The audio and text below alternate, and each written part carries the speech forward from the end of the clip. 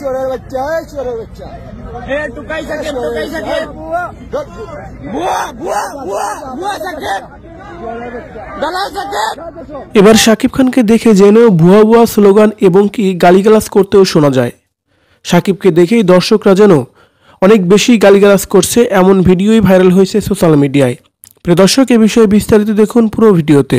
কানাডায় গ্লোবাল টি-20 ম্যাচে man of the match পান সাকিব আল হাসান।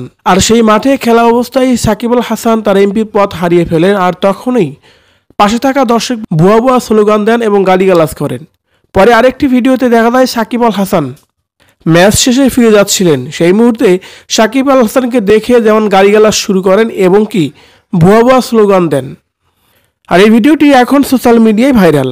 তার কারণ সাকিব আল হাসান সেই মুহূর্তে কোনো প্রকার রাগ দেখাননি, বরঞ্চ রাগকে কন্ট্রোল করে সেই মুহূর্তে বের হয়ে যাচ্ছিলেন। দালাল সাকিব, দালাল সাকিব। চোরের বাচ্চা, চোরের বাচ্চা। এ টুকাই সাকিব, চোরের বাচ্চা, চোরের বাচ্চা।